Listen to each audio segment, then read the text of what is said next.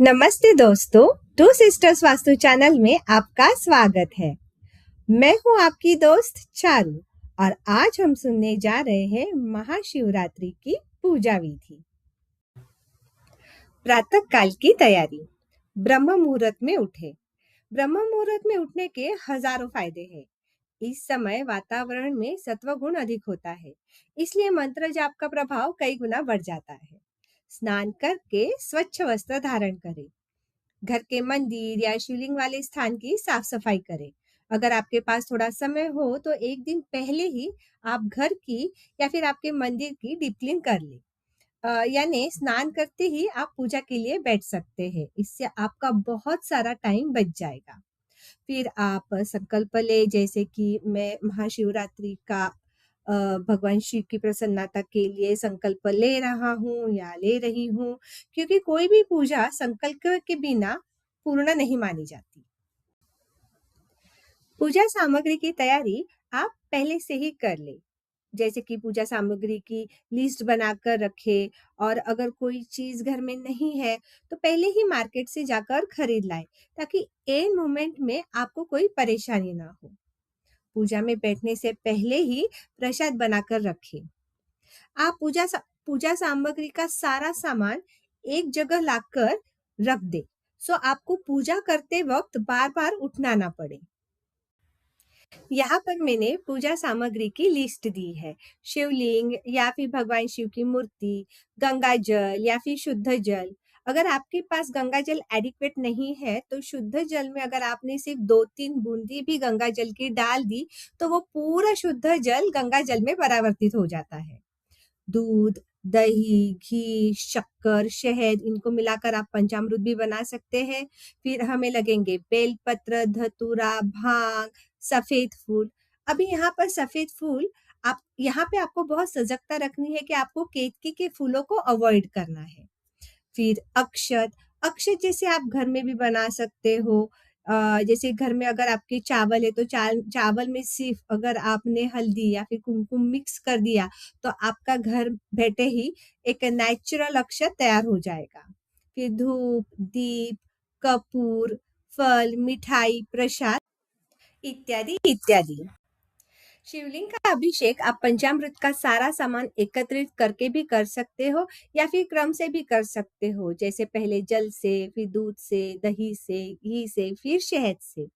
अंत में गंगा जल से शुद्धिकरण कर ले और अभिषेक करते समय आप मंत्र जाप जरूर करें। कोई भी मंत्र आप ले सकते हैं, जैसे ओम नमः शिवाय या फिर महामृत्युंजय मंत्र। और फिर इसका जाप आपको 21 बार, 51 बार या फिर 108 बार करना है। पूजन एवं अर्पण। बेलपत्र भगवान शिव को अर्पित करने से मनोकामनाएं पूर्ण होती है, ये मान्यता है। शिवलिंग पर बेल चढ़ाने से पापों का नाश होता है और शुभ फल प्राप्त होते हैं। बेलपत्र की 3 पत्तियां त्रिदेव यानी ब्रह्मा, विष्णु और महेश का प्रतीक मानी जाती है। शिव पुराण में बेलपत्र को शिव का अत्यंत प्रिय पत्र बताया गया है। भस्म। भस्म यह याद दिलाती है कि शरीर, धन, अहंकार सब अंत में राखी राखी तो है। शिव जी को भस्म चढ़ाना इस सत्य को स्वीकार करने का संकेत है। शिव जी का स्वभाव अग्नि तत्व से जुड़ा है। वे जटाओं में अग्नि धारण करते हैं। तीसरा नेत्र अग्नि का प्रतीक है। चंदन का स्वभाव शीतल है, इसलिए शिव जी को चंदन चढ़ाना उनके तेज को संतुलित करने का प्रतीक माना जाता है। इसके बाद आपको धूप और दीप जलाना है। कपूर से भगवान शिव की आरती करनी है। कपूर, अगर आप भीमसेनी कपूर यूज करते हैं वो सबसे ज्यादा अच्छा है, क्योंकि भीमसेनी कपूर प्यूरेस्ट कपूर माना जाता है। आरती आपको बहुत फास्ट फास्ट नहीं बोलनी है। आरती के समय शांत भाव रखें। इसके बाद आपको शिव चालीसा या फिर शिव पुराण की कोई भी कथा पढ़नी है या फिर सुननी है। इसके बाद आप चाहे तो मंत्र जाप भी कर सकते हैं। आप जितना मंत्र जाप करेंगे उसके बेनिफिट्स आपको ज्यादा से ज्यादा मिलेंगे। देखो, महाशिवरात्रि में ही रात्रि आती है, इसलिए रात्रि जागरण को बहुत विशेष महत्व दिया गया है। रात्रि में आप अकेले या फिर अपने कुटुंबियों के साथ या फिर मित्र परिवार के साथ भजन, कीर्तन, मंत्र जाप कर सकते हैं। महाशिवरात्रि में पृथ्वी से आकाश की ओर दिव्य तरंगे उठती हैं। जागरण करने से हमें इन दिव्य तरंगों का पूर्ण लाभ प्राप्त होता है। अगर हम इस रात्रि में सो गए तो फिर हम इन तरंगों का लाभ नहीं ले सकते। देखो, शिवरात्रि या फिर नवरात्रि ये मोस्टली रात को ही सेलिब्रेट करने वाले फेस्टिवल्स हैं। अगले दिन स्नान के बाद भगवान शिव को भोग लगाए, ब्राह्मण या गरीब को दान करे और फिर व्रत खोले। चलिए जानते हैं अब कुछ इंटरेस्टिंग फैक्ट्स, जैसे कि महाशिवरात्रि का वैज्ञानिक महत्व।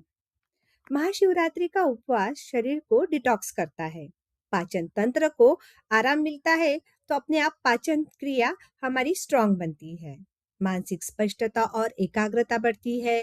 देखो, कोई भी मंत्र जैसे कि ओम नमः शिवाय या फिर कोई भी मंत्र उच्चारण से नर्वस सिस्टम शांत होता है, तनाव, चिंता, नकारात्मक विचार कम होते हैं और सकारात्मकता बढ़ती है। महाशिवरात्रि केवल एक पर्व नहीं बल्कि शरीर, मन और आत्मा को संतुलित करने की एक वैज्ञानिक प्रक्रिया है।